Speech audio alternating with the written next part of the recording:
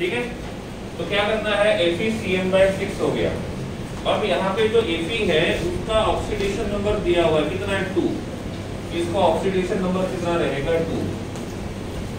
एक Cm का charge -1 कितने है, तो ये बन जाएगा -6, ओवरऑल बन जाएगा -4। अब ये कटायनिक है या अनायनिक है, अनायनिक। और जब अनायनिक रहेगा तो इसके एंडिंग में क्या आएगा, ADE। नॉर्मल रहेगा तो आयरन लिखेंगे, अनायनिक में रहेगा तो आयरन नहीं लिखेंगे, फेरेट लिखेंगे। तो यहाँ पे 6 साइनाइड है तो इसका नाम रहेगा हेक्सासाइनोफेरेट। क्या रहेगा, हेक्सासाइनोफेरेट। अब मुझे बताओ, यहाँ पे मैंने कॉम्प्लेक्स लिखा है FeCN/6, ओवरऑल चार्ज -4।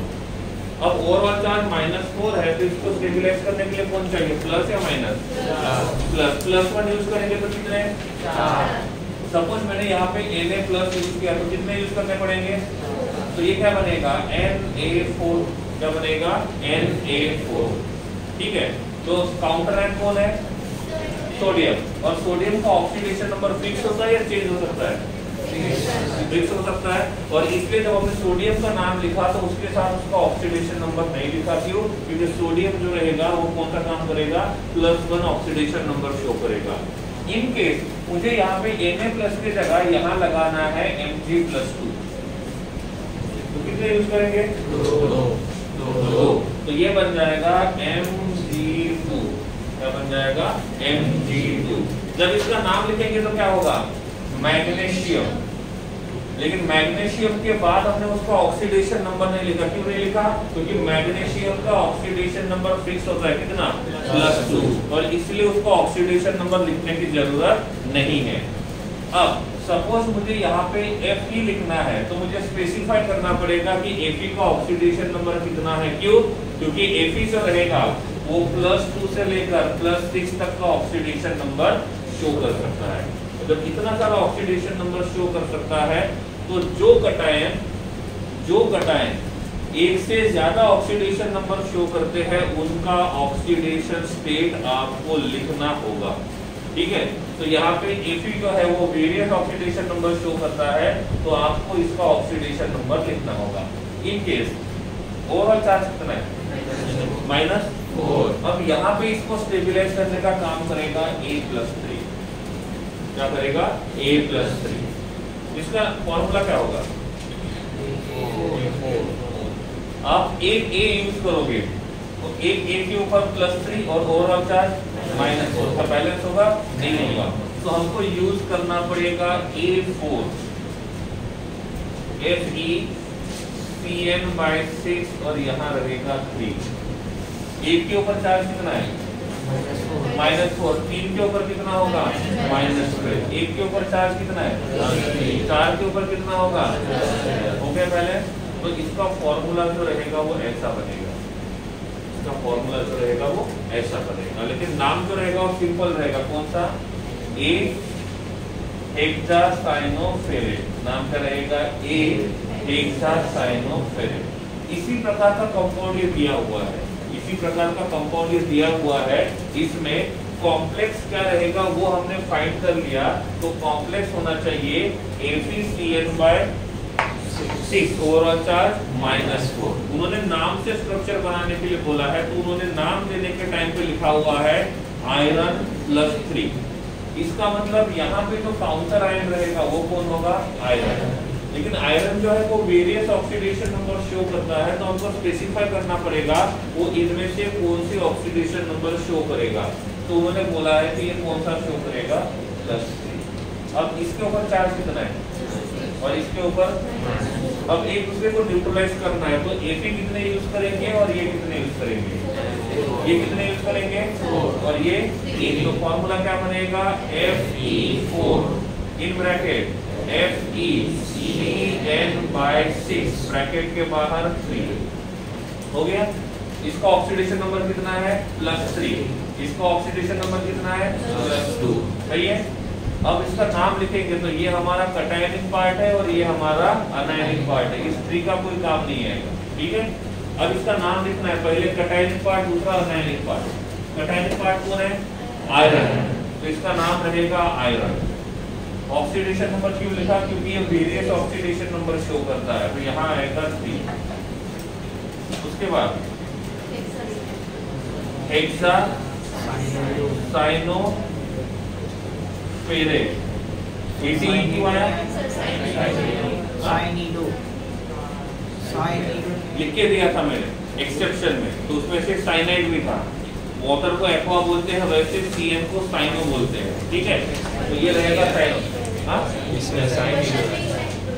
साइनाइड दिया हुआ है, ओल्ड के हिसाब से साइनाइड होता है, अभी तो साइनो ही लिखते हैं, ठीक है? चलेगा, कोई बात नहीं, दोनों चलेंगे, ठीक है? तो साइनो भी चलेगा, साइनो भी चलेगा, रूल के हिसाब से साइनो आना चाहिए, ठीक है? और एंडिंग में क्या आएगा? फेरेट। फेरेट क्यों आया? क्योंकि कॉम्प्लेक्स कैसा है? अनायनिक। कैसा है? अनायनिक। अब इस Fe का ऑक्सीडेशन नंबर लिखना पड़ेगा 2। ओके, 9.1 इंडेक्स क्वेश्चन और बोलो।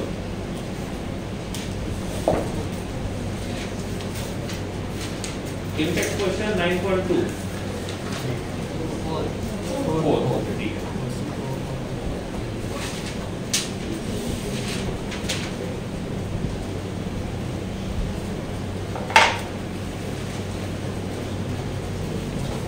इंडेक्स क्वेश्चन 4 वाला क्या बोला है उन्होंने? नाम लिखने के लिए बोला K3 क्या है? K3 Fe2 O4/3। चलो इधर जाते। अब ये हमारा कटायनिक पार्ट है और ये हमारा अनायनिक पार्ट है। एक K के ऊपर चार्ज होता है, 3 के ऊपर, तो ये बन जाएगा -3। इसका मतलब ये जो कॉम्प्लेक्स है वो रहेगा -3, ये रहेगा +3। Cationic anionic, complex cationic anionic. इसका मतलब मेटल के एंडिंग में क्या आएगा? ये पहले लिख देना, सही है? पहले किसका नाम करेंगे? कटायन, फिर किसका नाम? अनायन। कटायन में कौन है? पोटेशियम, यहाँ पे आएगा पोटेशियम। ये कौन है? ऑक्सालेटो। कौन है? ऑक्सालेटो।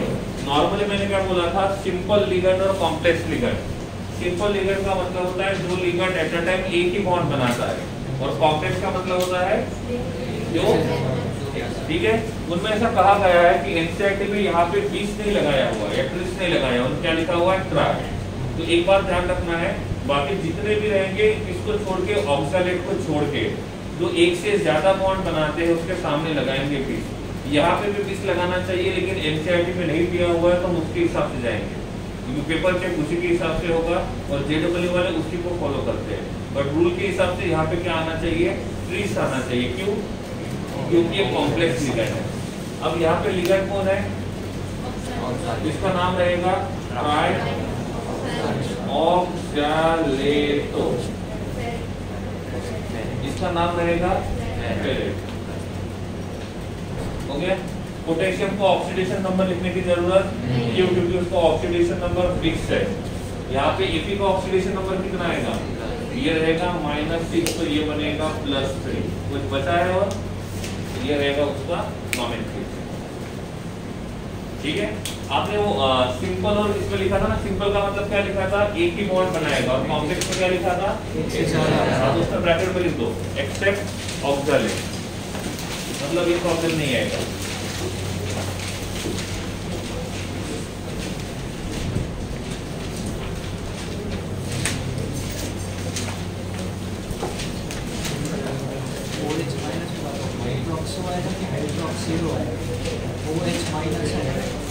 हाइड्रोक्सिलो, आपने वो वीडियोस में हाइड्रोक्सो लिखा था, आज हमने कल भेजा था व्हाट्सएप में, भेजा था हाइड्रोक्सिलो।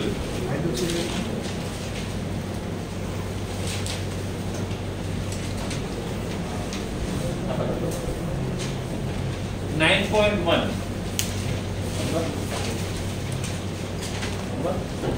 नंबर 4। नंबर 4 में लिगेंड के नाम के बाद N लिखा हुआ है, ये मैंने रूल्स में लिख के दिया था। जो भी एम्बिडेंटेड लिगेंड होते हैं, जो एक से ज्यादा बॉन्ड बना सकते हैं, एट अ टाइम एक ही साइड से बॉन्ड बनाएंगे, ऐसे टाइम पे लिगेंड के नाम के बाद डैश देके उस डोनर एटम का सिंबल लिखना है, ठीक है? तो सपोज यहाँ पे CN जो है इसने कार्बन के थ्रू बॉन्ड बनाया है, तो यहाँ पे लिखेंगे साइनो और साइनो के बाद लिखेंगे C। नाइट्रोजन के थ्रू बॉन्ड बनाएगा तो क्या लिखेंगे N, क्या लिखेंगे N। तो ये एटम का जो सिंबल है ये बताता है कि वो डोनर एटम कौन रहेगा। जैसे यहाँ पे हम NO2 -1 की बात करें तो इस NO2 -1 का स्ट्रक्चर होता है nitrogen double bond O attach to O minus, nitrogen के पास लोन पेयर, ऑक्सीजन के पास लोन पेयर, ऑक्सीजन के पास लोन पेयर। अब यहाँ देखेंगे तो दो टाइप के एटम्स है, कौन से नाइट्रोजन और ऑक्सीजन। नाइट्रोजन के पास भी पेयर ऑफ इलेक्ट्रॉन है, ऑक्सीजन के पास भी पेयर ऑफ इलेक्ट्रॉन है। इफ नाइट्रोजन के पास पेयर ऑफ इलेक्ट्रॉन है और नाइट्रोजन के थ्रू बॉन्ड बनाएगा, किसके थ्रू बॉन्ड बनाएगा नाइट्रोजन, तो यहाँ पे मेटल है और यहाँ पे लिगेंड ने बॉन्ड बनाया है तो ऐसे लिखेंगे। इसका मतलब होता है नाइट्रोजन ने बॉन्ड बनाया है। इनकेस वो ऑक्सीजन के थ्रू बॉन्ड बनाता है तो इसको ऐसा लिखेंगे ONO। दोनों का मतलब अलग अलग होता है, ठीक है। सपोज ONO लिखा है, इसका मतलब उसने ऑक्सीजन के थ्रू बॉन्ड बनाया है, और NO2 लिखा है, इसका मतलब उसने नाइट्रोजन के थ्रू बॉन्ड बनाया है। यहाँ पे मेटल है और यहाँ पे लिखा हुआ है SCN, इसका मतलब SCN में डोनर एटम कौन है सल्फर। सपोज यहाँ ऐसा लिखा हुआ है SCN, इसका मतलब होता है नाइट्रोजन। इसलिए जब भी मॉलिक्यूल का आप ज्योमेट्री ड्रॉ करोगे तो लिखना प्रॉपरली है। सपोज मैं यहाँ लिखता हूँ Fe SCN/6, इसका मतलब यहाँ पे डोनर एटम कौन है सल्फर। और इफ हम यहाँ लिखते हैं Fe NCS, तो यहाँ पे कौन है नाइट्रोजन। फर्क पड़ता है लिखने का तरीका। इसलिए मैंने एक बार ऐसा यहाँ मेटल लिखा था, यहाँ लिखा था OH2 और यहाँ लिखा था H2O, क्योंकि एरो हमेशा डोनर एटम से शुरू होना चाहिए। यहाँ पे दोनों में डोनर एटम कौन है ऑक्सीजन, तो इस बात का ध्यान रखना है। और बोलिए 9.2 में 6 एग्जाम्पल या इंटेक्स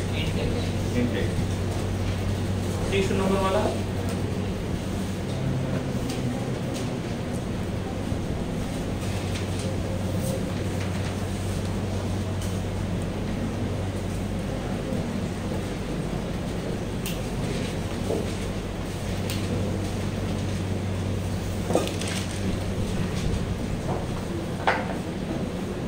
फॉर्मूला बोलो क्या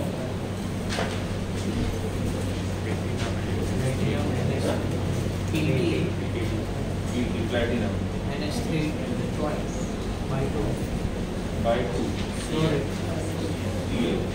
NH2CH3 कॉम्प्लेक्स और CS ठीक है। अब देखो कंफ्यूजन क्लोरीन में होगा। ये क्लोरीन लिगेंड का काम कर रहा है, ये क्लोरीन काउंटर आयन का काम कर रहा है, ठीक है। क्लोरीन को इस प्रकार से लिखते हैं क्लोरीन क्लोराइड और chlorine,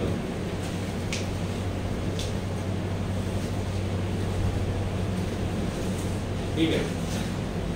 in case chlorine ligand का काम कर रहा है, क्लोरीन लिगेंड का काम कर रहा है तो वो रहेगा क्लोरिडो। और क्लोरीन काउंटर आयन का काम कर रहा है तो वो क्लोराइड। क्योंकि जो रूल्स लिख के दिए थे ई को निकाल के वो लगाना है, वो लिगेंड के लिए था, काउंटर आयन के लिए नहीं था। तो यहाँ पे भी आपको वही देखना है कि वो लिगेंड का काम करेगा कि काउंटर आयन का काम करेगा, ठीक है। ये वाला जो होता है ये क्लोरो तब आता है जब वो सब्स्टिट्यूएंट का काम करेगा।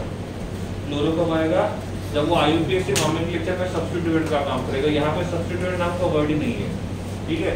और क्लोरीन तब आएगा जब उसका ऑक्सीडेशन नंबर कितना रहेगा 0 रहेगा। क्लियर हो गया व्यूअर्स, ठीक है।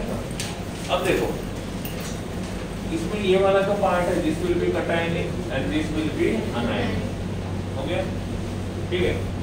अब कटायनिक के इसके ऊपर चार्ज रहेगा -1 तो ये बन जाएगा +1। क्या बन जाएगा +1।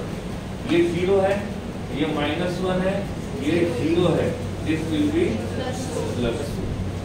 ठीक है, ये हमारा कटायनिक पार्ट है, ये हमारा अनायनिक पार्ट है। सबसे पहले इसका नाम लिखेंगे कटायन का।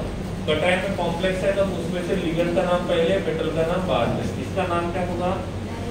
अमाइन। क्या होगा? अमाइन। किसने है? तो इसका नाम रहेगा डायमाइन। ये कौन है?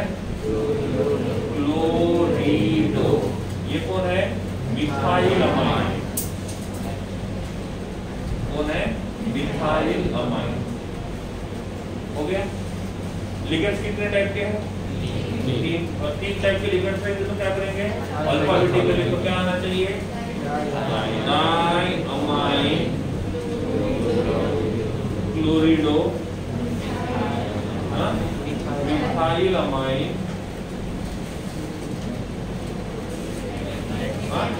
Platinum, platinate, platinum, platinum.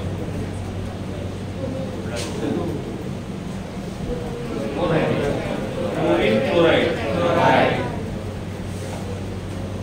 और वैसे भी काउंटर के लिए डाई ट्राई टेट्रा को यूज नहीं करते हैं। क्लियर हुआ? इंटेक्स वाले देख लो 9.1, 9.2।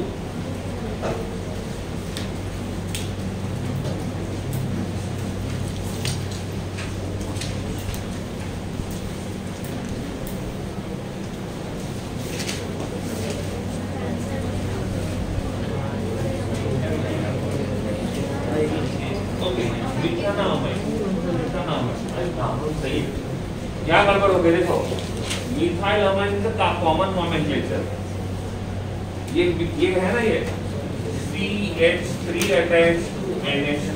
IUPAC नोमेनक्लेचर क्या कहता है? Select the longest continuous carbon chain. क्या है? 1। ये अमाइन है ना, अमाइन का नाम क्या आता है? अल्कानामाइन। सही है, क्या आता है? अल्कानामाइन। कितने कार्बन है? 1। तो इसका नाम क्या रहेगा? मिथानामाइन। ये चेंज हो जाएगा, मिथानामाइन। ठीक है, ये तो न्यूट्रल है ना? हाँ, न्यूट्रल का ही IUPAC नाम लिखेंगे। जब भी ऐसा कोई लिगेंड आता है बड़ा वाला और ये को न्यूट्रल है और उसका IUPAC नोमेनक्लेचर पॉसिबल है तो उसका IUPAC नोमेनक्लेचर लिख दो। लेकिन आपने तो लास्ट टाइम बोला था ये था C≡O- और ये रहेगा C≡O- और ये न्यूट्रल नहीं है और इसलिए हमने उसका IUPAC नोमेनक्लेचर नहीं लिखा था। लेकिन ये न्यूट्रल भी है और उसका IUPAC नोमेनक्लेचर पॉसिबल है और इसलिए हम उसका IUPAC नोमेनक्लेचर लिखेंगे। और बोलो,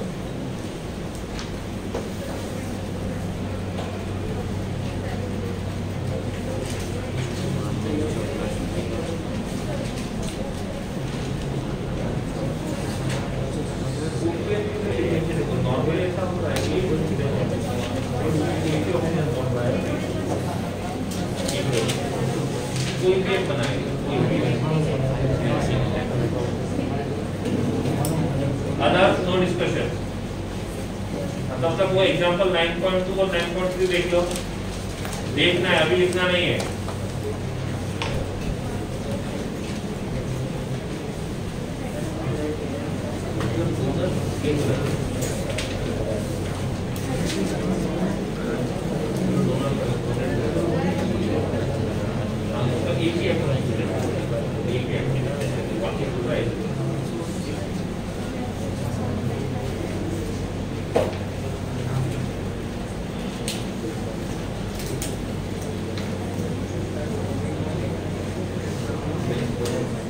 चलो, एक क्वेश्चन आया है NO2 -1। इसका नाम आता है, क्या आता है? नाइट्राइट। क्या आता है? नाइट्राइट। सही है। अब यहाँ पे दो पॉसिबिलिटी है। इसका स्ट्रक्चर थोड़ी देर पहले ड्रॉ करके दिया था। Nitrogen attach to oxygen attach to O- और इसके पास lone pair lone pair lone pair, यहाँ पे लोन पेयर। ठीक है। अब विवेक का कहना ऐसा है कि यहाँ पे ये एक ही साइड से बॉन्ड बना सकते हैं। सही है। अब बॉन्ड कहाँ से बनाएगा ये डिपेंड करता है कि लिगेंड्स को यूज किस फॉर्म में कर रहे हैं। ठीक है। जैसे कंपाउंड साइनाइड भी बनता है, आइसोसाइनाइड भी बनता है। ठीक है, मतलब हम यहाँ पे KCN का रिएक्शन करते हैं किसी R प्लस के साथ, R प्लस के साथ, तो Cn माइनस है, तो Cn कार्बन के ऊपर, तो ये कभी कभी रिएक्शन करके बनता है RCN और कभी कभी रिएक्शन बनता है RNC। तो पॉसिबिलिटी दोनों है, क्योंकि जब यहाँ पे हम लोग Cn-1 लिखेंगे तो यहाँ पे कार्बन ट्रिपल बॉन्ड नाइट्रोजन होगा, नाइट्रोजन के पास लोन पेयर, कार्बन के पास नेगेटिव चार्ज। अब वो किसके साथ रिएक्शन करेगा या किसके साथ बॉन्ड बनाएगा वो डिफरेंट फैक्टर के ऊपर डिपेंड करता है। जैसे सॉल्वेंट, सपोज हमने यहाँ पे पोलर प्रोटिक सॉल्वेंट यूज किया, पोलर प्रोटिक मतलब जो H+ आयन देगा, तो वो H+ आयन क्या करेगा, यहाँ पे जाके बाइंड हो जाएगा, तो कार्बन की साइड जो रहेगी वो तो इनएक्टिव होगी, तो अटैक कहाँ से करेगा, तो क्या मिलेगा। लेकिन इफ यहाँ पे सॉल्वेंट हमने पोलर प्रोटिक नहीं यूज किया, पोलर अप्रोटिक यूज किया, तो कार्बन के ऊपर चार्ज होता रहेगा माइनस, तो अटैक कहाँ से करेगा। तो दोनों पॉसिबिलिटी दोनों तो है, वो कार्बन के ऊपर भी अटैक कर सकता है, नाइट्रोजन के ऊपर भी, वो कंडीशन के ऊपर है। वो कंडीशन आपको यहाँ जरूरत नहीं है और वो दिया भी नहीं जाएगा, कोई जरूरत नहीं उसकी, वो हाई लेवल पे।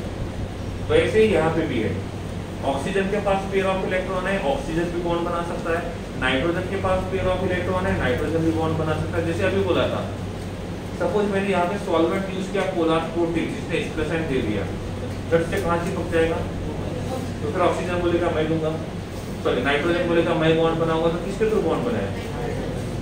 इफ सॉल्वेंट वैसा नहीं है तो किसके थ्रू बॉन्ड बनाएगा, क्योंकि नेगेटिव चार्ज का रिएक्टिविटी हमेशा न्यूट्रल से ज्यादा होता है, तो वैसे भी ये नेगेटिवली चार्ज है तो इसका रिएक्टिविटी ज्यादा होगा, और इसलिए दोनों पॉसिबिलिटी बनती है।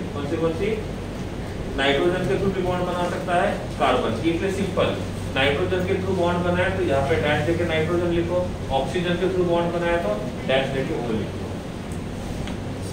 माइनस वाला बनाएगा तो वो माइनस लिखेंगे या फिर वही लिखेंगे। देखो जब ऑक्सीजन के थ्रू बॉन्ड बनाएगा, देखो आप बोलोगे सर ये लिखे या ये लिखे, कोई प्रॉब्लम है, दोनों आइडेंटिकल है क्योंकि रेजोनेंस शो कर रहा है, वो था आइडेंटिकल। अब इसको लिखने के तरीके देखो अलग अलग, नाइट्रोजन के थ्रू बॉन्ड बनाएगा तो आपको ऐसा लिखना है, ठीक है, और जब इधर ऑक्सीजन के थ्रू बॉन्ड बनाएगा तो क्या होगा, समझ गया।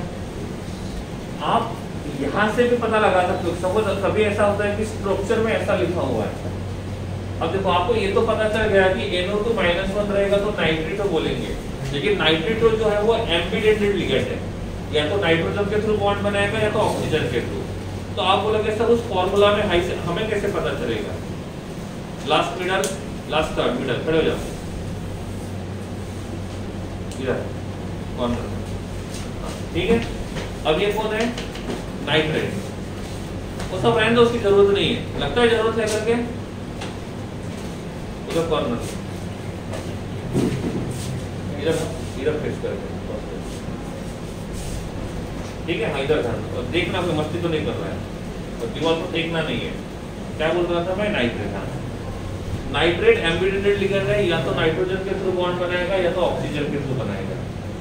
सपोज जो नाइट्रोजन के थ्रू बनाता है तो नाइट्रेट के बाद N, अब आप बोलोगे सर फॉर्मूला में लिखा हुआ है तो हम वहां से कैसे पता लगाएंगे, इफ उस फॉर्मूला में लिगेंड्स को लिखा हुआ है इन ब्रैकेट NO2, तो इसका मतलब नाइट्रोजन के थ्रू बॉन्ड बना है। इनकेस फॉर्मूला में लिखा हुआ है ONO, इसका मतलब वो ऑक्सीजन के थ्रू बॉन्ड बनाएगा। ऐसे ही ये साइनाइड HCl वाला ब्रैकेट में लिखा है HCl, इसका मतलब सल्फर के थ्रू बॉन्ड बनाएगा। if यहाँ लिखा हुआ है NSC या तो NCS, तो नाइट्रोजन के, तो आपको यहाँ से भी पता चल सकता है कि किसके थ्रू बॉन्ड बनाएगा, ठीक है। और बोलिए एग्जाम्पल 9.2 और 9.3 देख लो एक बार।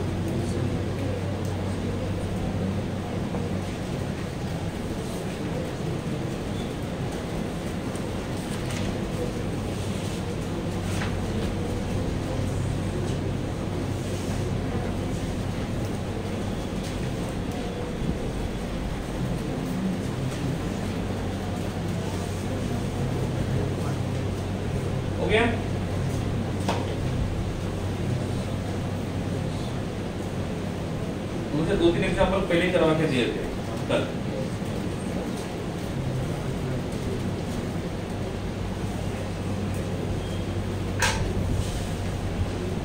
चलो टेक्स्ट बुक क्लोज कर दो।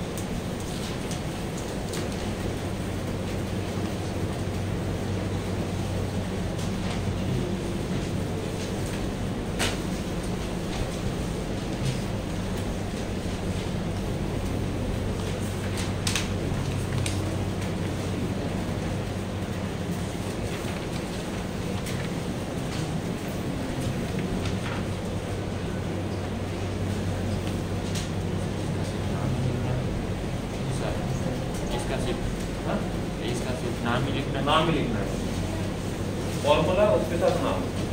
कौन कर रहा है अपनी तरफ, कौन कर रहा है अपनी तरफ से या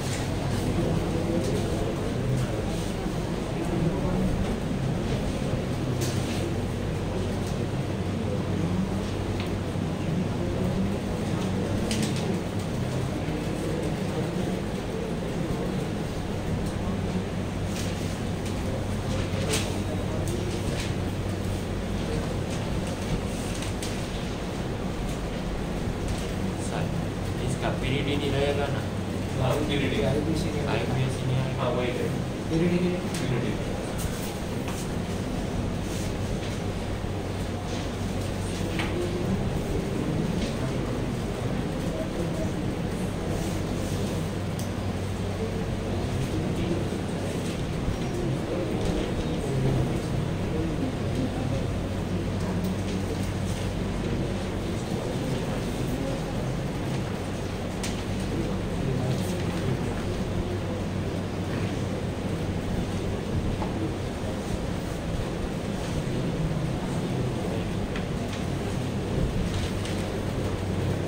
इंटरनल डिस्कशन करके सॉल्व करना है, बाहर जाके बैठ सकते हो, जगह बहुत खाली है।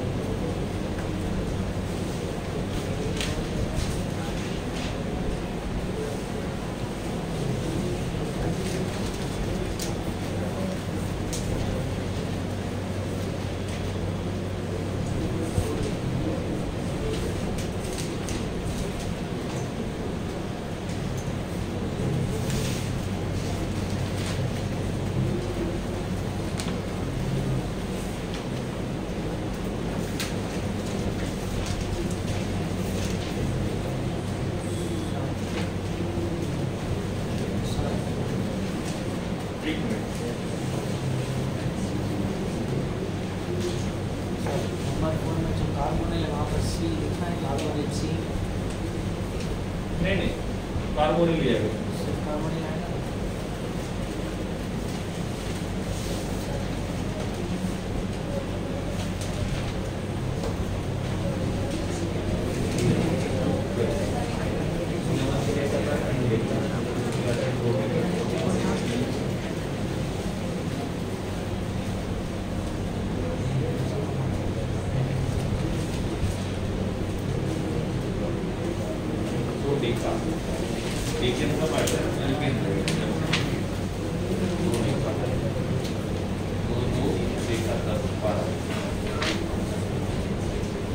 दस के लिए डेका आता है, 11 के लिए 8 डेका, 12 के लिए 2 डेका। ट्राई, ये पॉलीन्यूक्लियर है, बताया था मैंने, मोनोन्यूक्लियर और पॉलीन्यूक्लियर। जिसमें एक ही मेटल रहेगा कॉम्प्लेक्स के अंदर वो मोनोन्यूक्लियर, एक से ज्यादा रहेंगे तो पॉलीन्यूक्लियर। जिनके पहले 4 हो गए वो बैठे रहेंगे, बाकी खड़े होकर सॉल्व करेंगे। जिनके 4 हो गए वो बैठेंगे, बाकी खड़े होकर सॉल्व करेंगे। और जैसे वो 4 वाला खत्म हो जाएगा नीचे बैठ जाना है। और जो खड़े रहेंगे वो सीधे, तो मुझे पर्सनली आके बताना पड़ेगा सीधे कैसे खड़े रहते हैं। प्यार से आप लोग मान नहीं रहे हो, यही तरीका रहा।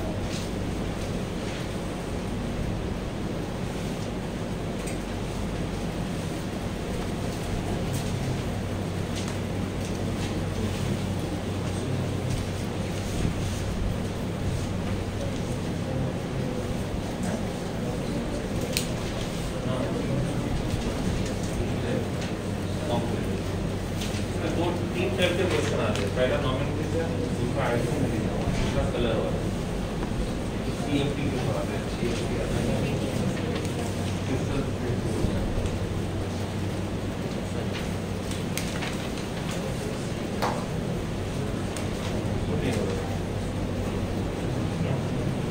मेरे लिए कल मिला था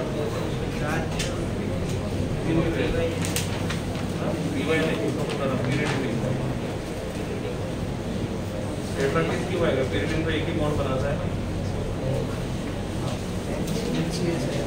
आइसोसाइनेट है तो साइन नो ही लिखना है। आइसोसाइनेट लिखना है, आइसोसाइनेट, आइसोसाइनेट। आइसो एन से हो, एन से तो आइसो चलेगा, आइसोसाइनेट को साइनेट या साइनेट तो आइसोसाइनेट तो साइनेट नीट हो, साइनेट हो नीट हो।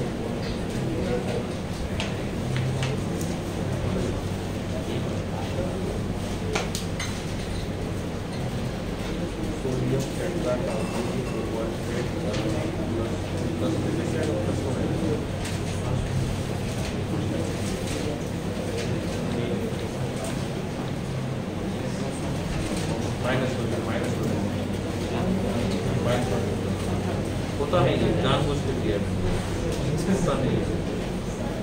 पैसा एक लाख वाला थोड़ा चेंज कर देते हाँ लास्ट अब सही लास्ट में थोड़ा चेंज कर दो एने की जगह सीएल लिख दो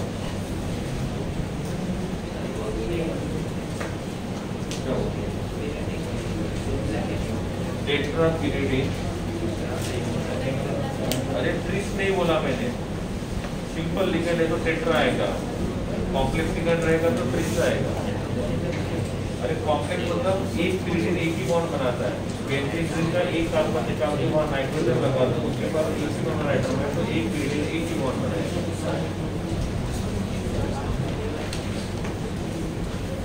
लाख वाला एने निकाल दो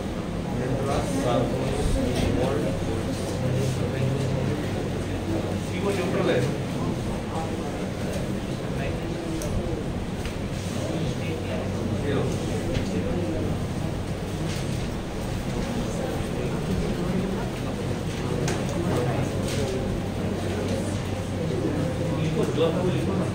नाम का नाम कोई आप ऑर्गेनिक को पढ़ना दिया हुआ उसके बाद नाम आप ये नाम Eight.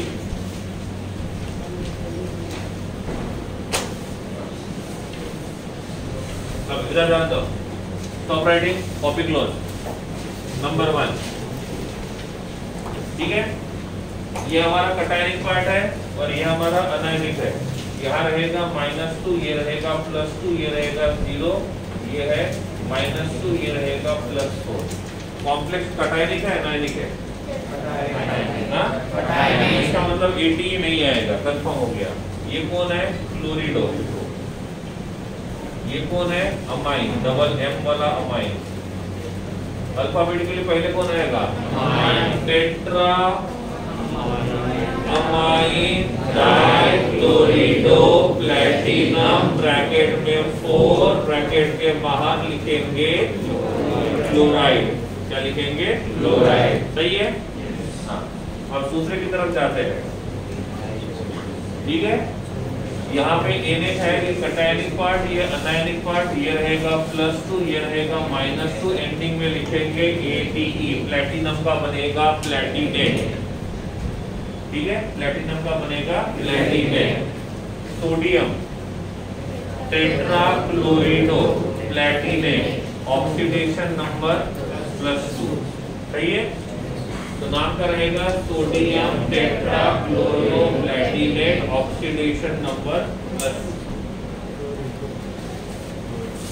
ये वाला थोड़ा अच्छा है ठीक है यहाँ लिखता हूँ प्लैटिनम Py/4 यहाँ पे प्लैटिनम Cl/4 इतना कंफर्म है ये कटायनिक होगा ये अनायनिक होगा सपोज इसका ऑक्सीडेशन नंबर +1 लिया ये 0 हुआ ये +1 यहाँ पे लिया +1 ये हुआ -4 तो ये कितना आएगा -3 नहीं होगा +2 लेते हैं तो ये बन जाएगा +2 ये बन जाएगा +2 ये रहेगा -2 पहले किसका नाम कटायनिक यहाँ पे कौन है पिरिडीन पिरिडीन का मतलब होता है benzene ring alternate single bond double bond इसमें से कार्बन को निकाल दो नाइट्रोजन को लगाओ ये लोन पेयर ठीक है एक पिरिडीन के पास कितने डोनर आइटम है एक तो बॉन्ड कितना बनाएगा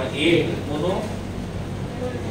मोनोडेंटेड है इसका मतलब ये सिंपल लिगैंड रहेगा कितने हैं 4 टेट्रा पिरिडीन प्लैटिनम हो गया ये एक कॉम्प्लेक्स का नाम दूसरा कॉम्प्लेक्स कटायनिक अनायनिक इसके एंडिंग में क्या आएगा क्या बनेगा प्लैटिनेट कितने क्लोरीन है टेट्राक्लोरिडो नेट नहीं समझा? पक्का है? नंबर 3 हो गया। नंबर 4 मैंने आपको कॉम्प्लेक्स में बोला था मोनोन्यूक्लियर और पॉलीन्यूक्लियर। मोनोन्यूक्लियर का मतलब होता है जिसमें कॉम्प्लेक्स में एक ही मेटल रहेगा, और पॉलीन्यूक्लियर का मतलब होता है जिसमें कॉम्प्लेक्स में एक से ज्यादा मेटल्स रहेंगे। यहाँ पे कितने मेटल्स है? 3।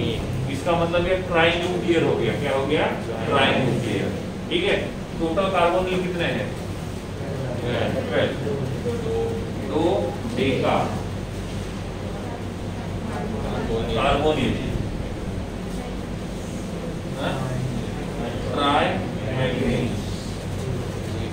ट्राई मैग्नीज क्यों? 3 है। आप ट्राई लिखोगे तो ये कंसीडर किया जाएगा कि 12 के 12 एक के साथ ही है। ऑक्सीडेशन नंबर है तो भी लिखना है। क्लियर? इसमें कौन है ये? थायोसाइनाइड, आइसोथायोसाइनाइड।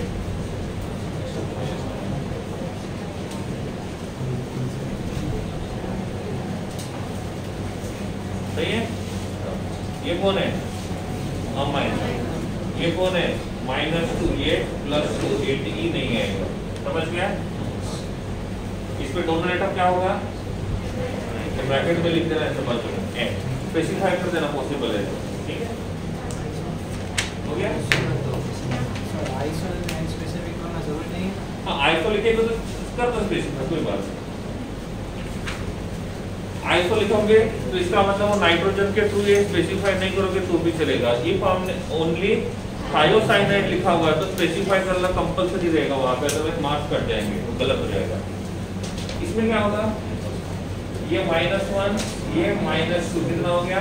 -3। ये बन जाएगा +3, ATE नहीं आएगा। कोबाल्ट का कोबाल्ट ही रहेगा। ये 0 है तो ऑक्सीडेशन नंबर +3। नाम क्या होगा? हेक्सामाइन कोबाल्ट 3। Chloride sulphate. इसमें Cl के ऊपर -1 या +1 तो ये भी बन जाएगा +1। कटाई निकाय ATE नहीं आएगा। कितने कार्बोनिल है? तो इसका नाम रहेगा टेट्रा कार्बोनिल कोबाल्ट, ब्रैकेट में 1, ब्रैकेट के बाहर क्लोराइड। ऐसे ही पक्का?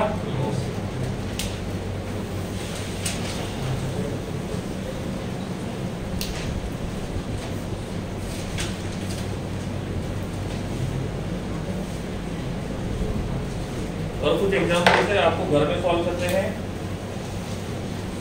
टाइम मिले या ना मिले।